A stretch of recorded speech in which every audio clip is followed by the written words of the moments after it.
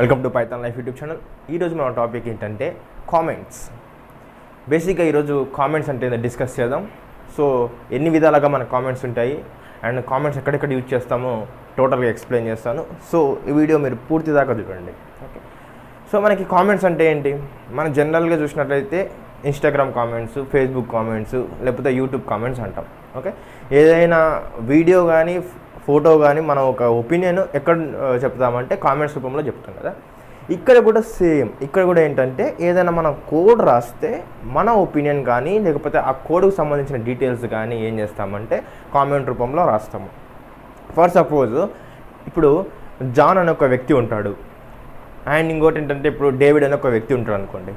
So John ఏం చేసిండంటే ఒక project అనేది పైథాన్ కోడ్ రాసిండు, లేకపోతే ఏ కోడ్ అన్న ప్రోగ్రామింగ్ లాంగ్వేజ్ రాసిండు కోడ్. సో డేవిడ్ అనే వ్యక్తికి ఆ జాన్ అనే వ్యక్తి మనకైతే కోడ్ ఇవ్వడం జరిగింది.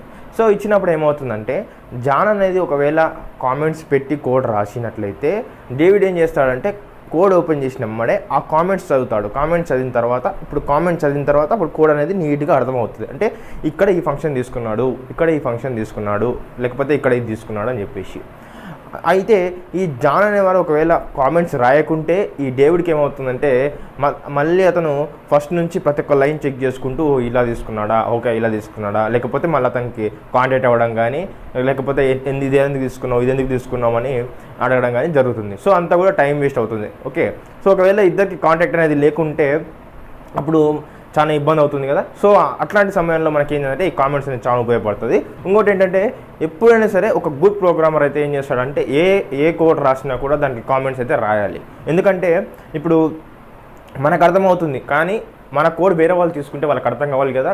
సో అర్థం కావడం కోసమే మనం అయితే కామెంట్ తీసుకుంటాం. అంతెందుకు మనమే ఒక 1 year తర్వాత అదే కోడ్ ఓపెన్ చేస్తే మనకు కూడా అర్థం కావాలి. సో మనం ఇప్పుడు ఏ లాజిక్ రాసామో మనం 1 year తర్వాత చూస్తే మనకి అది గుర్తుకుండదు. ఓకే, సో అట్లాంటప్పుడు మీకు కామెంట్స్ అనేది చాలా ఉపయోగపడుతుంది. ఓకే, ఇక్కడ కామెంట్స్కి వచ్చినట్లయితే మనకి పైథాన్లో 2 types ఆఫ్ కామెంట్స్ ఉంటుంది.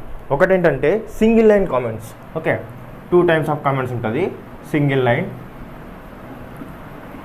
Line comments. ఇంకోటి ఏంటంటే మల్టీ లైన్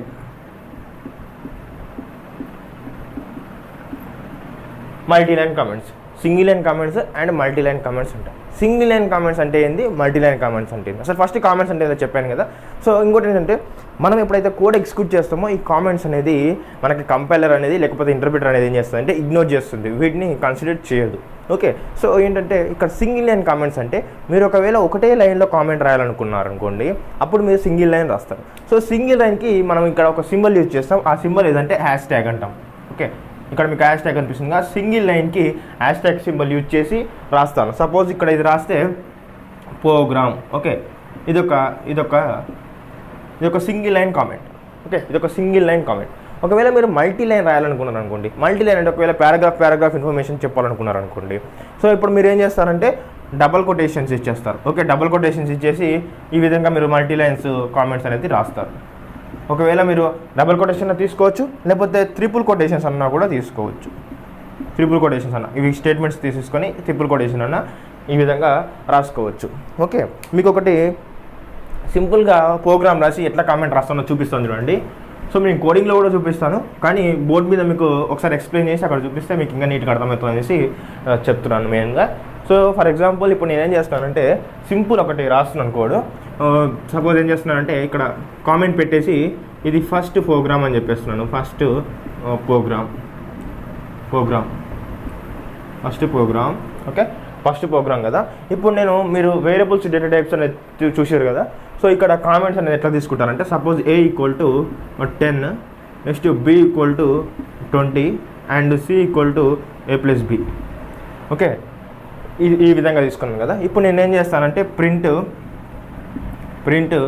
C చేస్తున్నాను.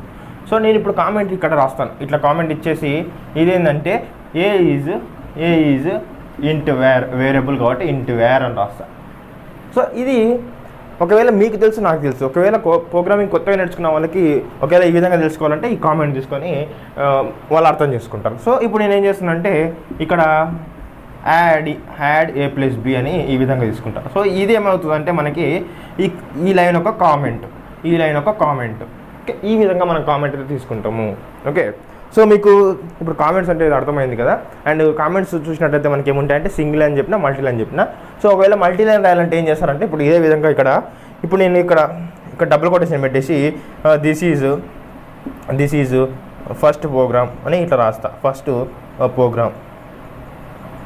ప్రోగ్రామ్ చెప్పేసి ఈ విధంగా ఇక్కడ ట్రిపుల్ కొటేషన్ ఎండ్ చేస్తా, ట్రిపుల్ కొటేషన్స్తో ఎండ్ చేస్తా. ఓకే, సో ఈ విధంగా ఇది కామెంట్స్ అండ్ కామెంట్స్ సంబంధించిన information.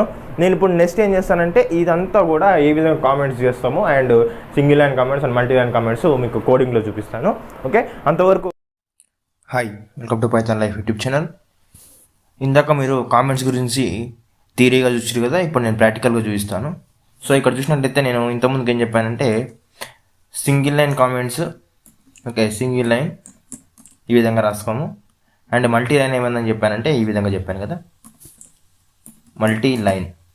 Okay, multi line comments అనేది ఈ విధంగా రాసుకోవచ్చు. ఓకే, ఈ విధంగా రాసుకోవచ్చు, లేకపోతే మనము ఈ విధంగా కూడా వేసుకోవచ్చు. ఓకే, ఈ విధంగా కూడా ఇచ్చుకోవచ్చు. ఓకే, సో ఇక్కడ చూడండి, నేను ఇప్పుడు సపోజ్ ఎగ్జాంపుల్గా ఒకటి రాసి చూపిస్తాను. Suppose A = 10 and next B =